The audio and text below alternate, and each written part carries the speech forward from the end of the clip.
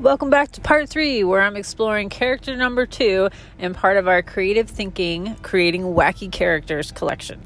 So here's a quick time lapse for you today.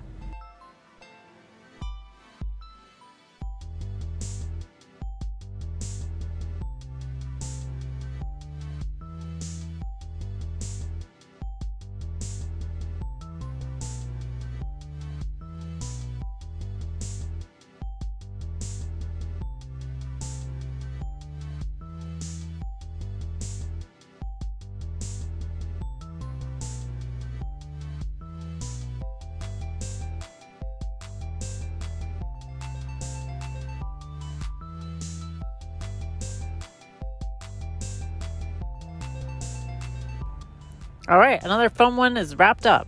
So subscribe if you want to see more and like the video if you enjoyed this. Hope to see you next time.